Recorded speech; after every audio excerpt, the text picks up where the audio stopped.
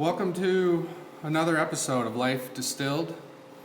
Here with Kobe Williamson, founder of MicroShiner. I'm Ryan Hickey, your host, and we're here today with Sean and Dan Hogan from Rattlesnake Creek Distillery here in Montana, in Missoula, Montana, rather.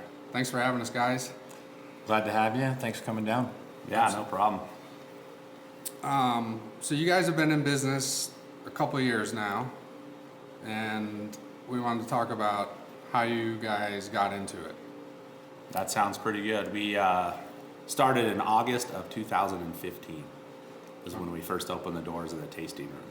So, Okay. It took us about 3 years to kind of get all the pieces in play to be able to open the tasting room. And we ended up putting our still in service, right at the beginning of July that year. And it took us a month to get everything dialed in and actually get booze in a bottle so that we had something that we could, sell. Sure.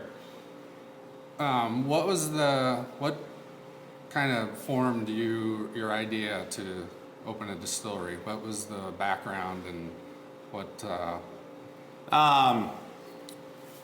My buddies and I, when I was teaching, would meet once a month and have a whiskey dicks Yeah.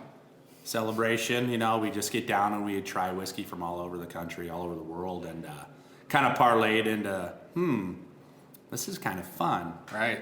And you started reading about smaller distilleries showing up, following the brewery status. Yep. So we started talking and spitballing and ended up figuring out this would be kind of a fun way to come back to Montana where we grew up and get a local business going and have a lot of fun utilizing Montana. Awesome. So, And getting a chance to develop something as a couple brothers, and it was really important for us as a family to get my brother and his kids back to Montana so that they could have the same experience growing up that we had because, from our point of view, it was a great childhood. We just had a blast and got to do a lot of fun things. So the goal was to be able to get my brother with his young kids back to Missoula and put something together all at the same time. Right.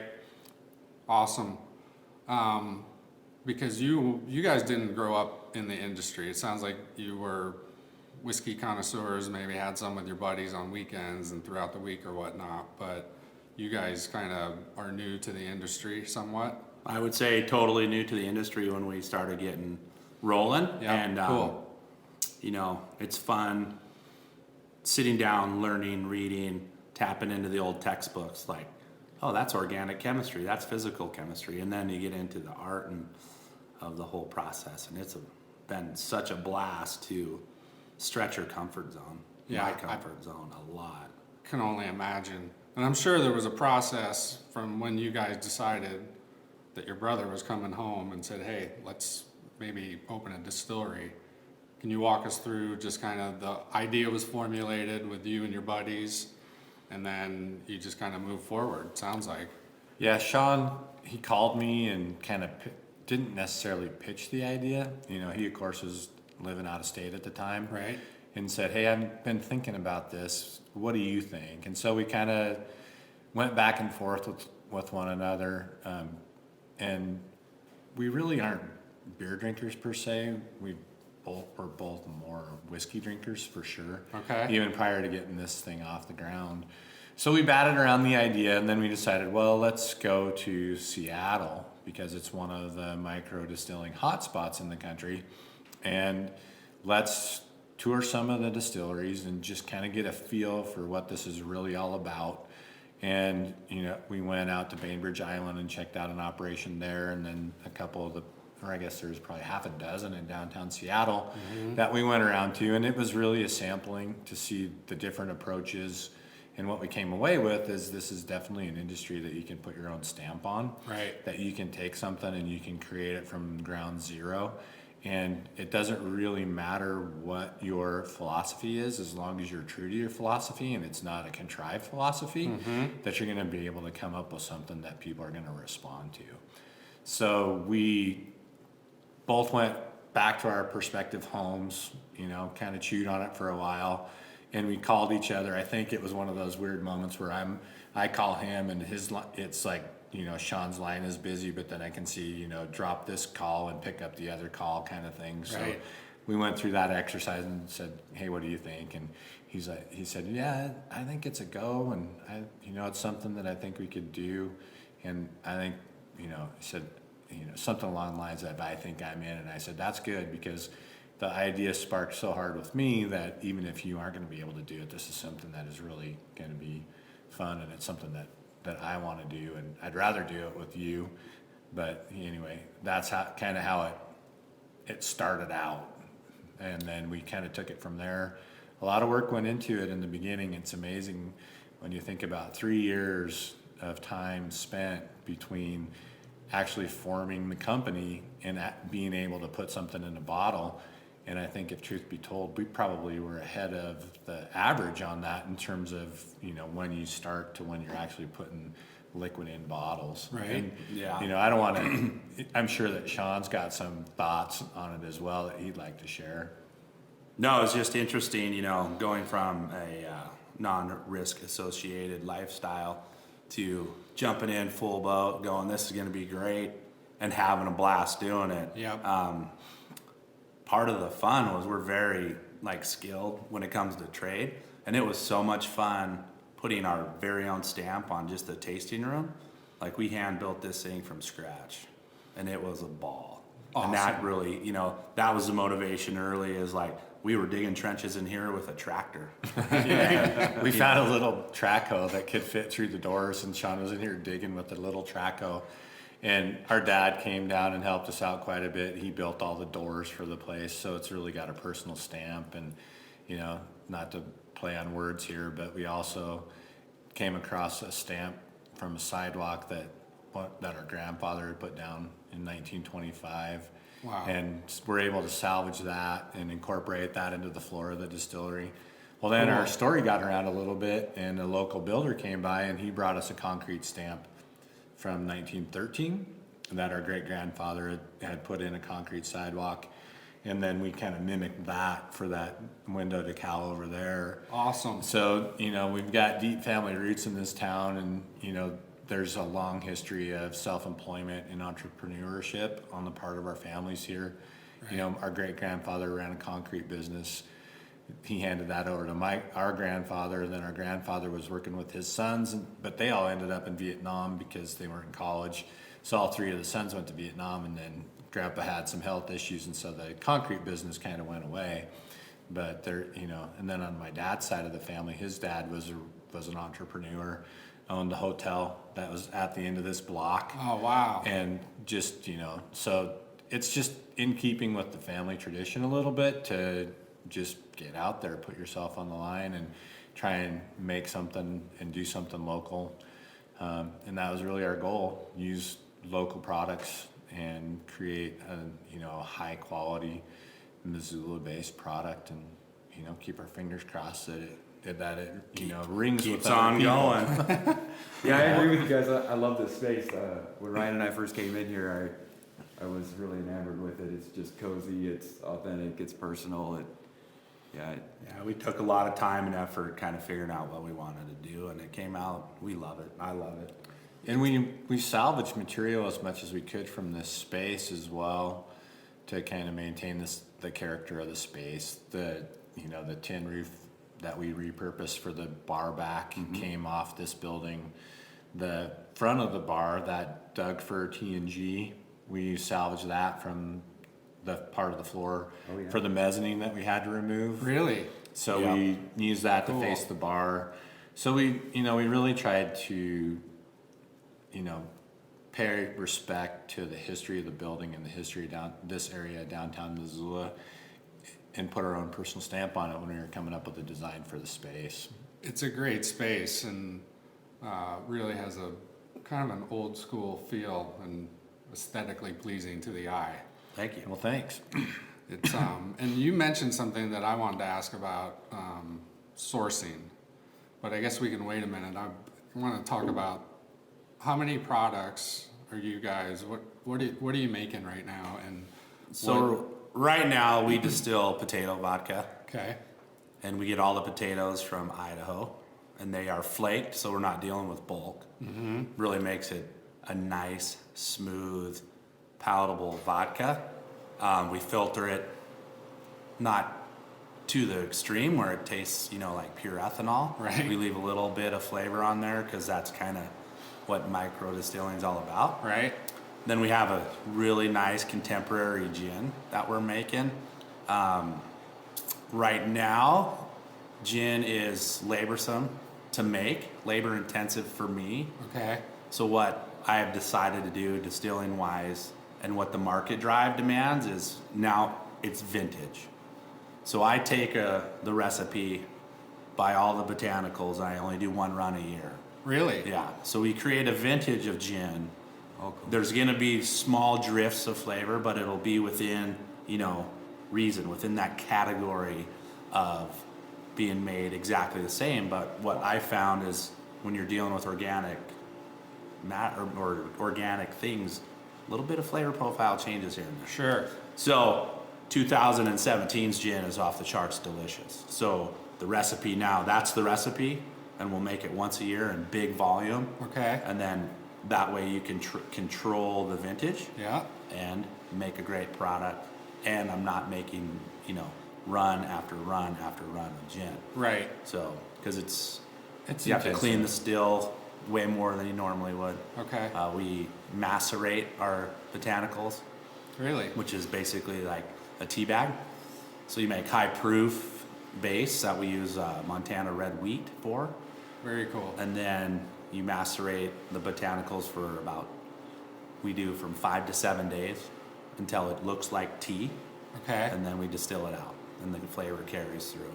And the thing about gin too is gin was the biggest struggle for us in terms of getting it to the point that we were happy with it. That was the one that took the most tweaking. And now that we've got that recipe dialed in, we're really excited to do the next batch.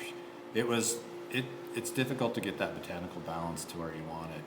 And then we also found that it was, as Sean said, it was hard to replicate. Like we do things virtually the same, but we would have a different batch of, say, juniper berries, and then the flavor was different. And so like that, solid business decision, solid quality control decision to just do one big batch a year to get, the most consistent product that we could. And that probably didn't come overnight. You decided that over time, I'm guessing. Yeah, over It's- time, and then I have a little baby reflux column that I made. Okay. And it runs off a 10-gallon. Right. And when the column is stuffed, it kicks out amazing spirit. So I was doing little batches, percentage-wise down to where, and then finally it was like, yep, this is it. We're there. We're there. This is Yeah. good. And then So- you guys probably sat down and said, hey, Yeah. we should probably maybe just do this one run a year. One run a year. We do it in big volume compared to all our other little batches. Sure. So you just control the consistency there. Very cool. So then our flagship spirit right now is our Hogan's Hooch Light Whiskey. Okay, we It's- talked a little bit about that earlier off camera, and hopefully you can go into more detail. Yeah, so when Dan and I were deciding what spirit we wanted to run with, every micro distillery in the United States puts out clear liquor first. Your vodka and your gins, because it's quick Yep. and it's easy to do. So then I'm like, well, I want a whiskey that we can put out right away that we have made from Montana-based grain. Love that. So Donald from Whiskey Resources, here's a little category in Chapter 4 of the TTB. Take a close look at it. And a wink in his eye goes, this is where you start. And so I took that back. Dan and I had conversations about it.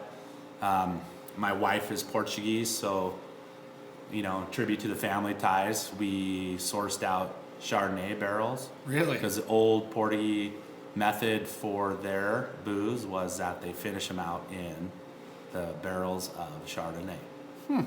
So when you're talking about Portuguese diesel, as they call it, it was finished in Chardonnay barrels. So I grabbed some out of California, and it gave it a real light note.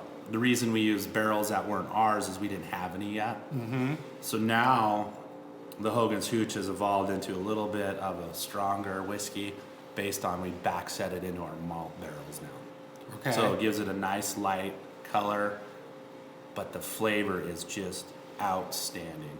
So there's a tad bit of rye splashed in there, and when you drink it neat, goes over the palate, and you can get the peppery finish, and people absolutely gravitate towards that. Awesome. So it's one of those deals. People, what is light whiskey? And I explained them to them, and gave us the opportunity to have a whiskey right away made from scratch, made with the Hogans, made with Montana grain, and people have responded really well to it. Great. So how long do you age that, Sean? That depends on the age of the barrel. So if it's the first batch going in the barrel, it could be anywhere from 2 to 4 weeks. Gotcha. You know, and as I put more in there, it takes a little longer to leach out the deliciousness of the said whiskey that's in it before. Right. So, you know, it kind of varies. And what we really found is that there's a target nose for us. Once we hit that target nose, then we're in business, because the flavor profile changes in really small increments, but the nose changes at a different pace, and it's a quicker pace, and that nose has a big influence on how much people enjoy the spirit. Mm-hmm. So once we get to that target nose, then that's when we try and bottle it. Yeah. So we're sampling it just by smell until we hit that, and then it's amazing to us just to observe, you know, people when they're trying the whiskey from the very first batch we did to where we're at today. You know, and I shared an anecdote about a tasting I was at where I put the Hogan's Hooch in front of someone from Virginia, and he was in Montana fly fishing, and you know, he was a really nice guy. He wasn't pretentious. He was just kind of giving me his backstory about the fact that he's from Virginia. It's the heart of moonshine country, and he's had everything from white lightning to, you know, anything that can come out of a still. Yeah. And he sampled it and he was surprised, because that's what he said. He said, "This surprises me. This is really good." He said, "I would put this up against anything that I've ever had that came out of the hills of Virginia." Wow. You know, so that was really gratifying, because at that point there's a lot of hard work that went into this, and you know, when you put that much blood, you know, and tears and effort into a project, when someone gives you a genuine compliment like that, you really take it to heart. And that's what we like about tastings, is people can't BS you at tastings, because you can read their face. Right. Like if they scrunch their face up, you know, even if they say, "Oh yeah, this is really good," most people are too nice to say, "Spit it out," or you know what I mean. Right. And so it's just that instant feedback that we get. And as we polish that recipe in that process for the hooch, you know, there was a time when it was, what do you think, maybe 50% of people really strongly related to it positively. And now we're, you know, we're well beyond 50% of the people their first impression is more like, instead of, you know, what is this? It's more, this is good, you know, surprised in a good way, instead of just maybe, I don't know if confused is the right word, but anyway. Well, there's just a level of light whiskey's not what you'd call shelf recognized. People aren't going to go, "Oh, light whiskey, cool." So that's part of the fun. It's young, it's different, and it just tastes phenomenal. And then to translate it to the tasting room, it is a killer old fashioned. Drink it neat, people love it. Awesome. So, Not to put you on the spot, but we don't mind imbibing on the show. think you could pour us a little taste? We can easily take care of that. Well, I think that's really cool. you're only allowed 1 ounce at a time. And say, Understood. We'll behave ourselves. What I really like and appreciate is that Kobe and I here at MicroShiner are trying to promote small distilleries such as your guys, and I've never really come across a light whiskey before, and I can't imagine. And I think we mentioned earlier, some distilleries are dabbling in it, but it's new, and I think it sounds like it's been very well received. Yeah, what we find is that people that are actually whiskey connoisseurs, they relate well to this. People that are casually whiskey drinkers, it's kind of a curve, you know. Sure. Probably 9 out of 10 or better of whiskey connoisseurs end up, you know, relating positively to this. And, you know, people that just kind of drink whiskey or always drink whiskey in cocktails. Right. Those folks are still, you know, not all the way sure about what it really is, or, what they think of the flavor. So But it's had to have been fun introducing it, and as you said, Sean, it's kind of young and somewhat new. It's young, it's new, but it actually has a pretty bold taste. So when we were developing it, I cut it to 80 proof, and I drank it, and it was just plain, like kind of lost its characteristics and its layers of the grain that go in it. So, phone calls, sourcing, talking to people, they're like, up the ante a little bit, make it a little hotter. Really? And the character and the profile of the grain will come out a little bit better, and I'm like, all right, I'll give that a shot. So we just went to 90 proof, and the minute I did, I was like, yep, it is way better. So It's got a very distinctive taste. Smooth, lingers, and I think you mentioned kind of tequila-ish profile. Is So that I right? got a great story about that at a tasting. I'm down in Ennis at a beer and spirit fest in Ennis, Montana, and there's a guy from Austin, Texas, bragging about his knowledge of tequila and loving life, and I'm like, you're my type of guy, super fun, having a ball. He was arguing with me for like 20 minutes that this was Patron. This is tequila. He goes, this is Patron. And I was like, swear to God, it is not Patron. But Patron is a very recognized good spirit. And what you're telling me is you like what I made. And he goes, I do like what you made. I like it a lot. And I go, and it's not tequila. So it was pretty funny.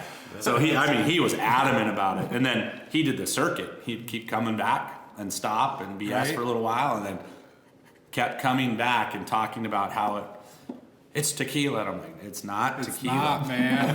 But if you want to do a tequila sunrise, call it a hoot sunrise. Drink it and tell Right. me how it goes. Absolutely. Yes, if you want to make a margarita, which we do in the summer, we make a margarita with the hooch. Cool. And it's just outstanding. But for true spirited guys, I drink it neat. Yeah. And in the summer when it's hot out, I put it in the freezer and drink it cold. Oh, cool. yeah, I don't like it to get watered down. I don't even like an ice cube in there. Right. Yeah, I want the pure essence of the. It's really a great product that you're putting out, and I can see why people would get it confused with tequila. It has that certain profile that kind of lingers, and it's great to hear that it's been well received. It is. It's fun. It's. And you guys started with vodka first, correct? No, the hooch The came out hooch first. was first. That was our spin on getting people in here, like kind of figuring out who we are. Like everybody does vodka right now, Right? and there's good vodka. There's good vodka in Montana. So we're like, let's wait on that. Because our vodka still wasn't here yet. Right? So we found the hooch and we carved it out. I created the grain bill just based on a crapshoot from my earlier experimentation. research days, and the only thing is everybody's like, where's that little peppery taste come from? And I go, there's just a splash of rye in there, just enough to give it a zing on the end. And they're like, man, that's good. So cool. We're gonna run out a little time on our video piece here, and we'll keep talking to you guys for Perfect. the audio. But can you real quick tell us, in a minute or so about the malt whiskey? Yeah, so the malt whiskey is super similar to the hooch grain bill, but I had to add more barley to it to call it malt, which was perfectly okay. Okay. So I like deep vanilla taste, caramely flavors in my whiskey. So this one I chose to barrel it out in a number 4 charred barrel. So it's jet black on the inside, deep Okay. charcoal. And put that grain bill in there, experimented last year with the 10-gallon barrel, and pulled it out, and it came out amazing. So of course I start pitching to my friends who I know are whiskey drinkers. Hey, I literally only have 50 bottles of this. If you want it, come down here. And it was like a bum rush at the door.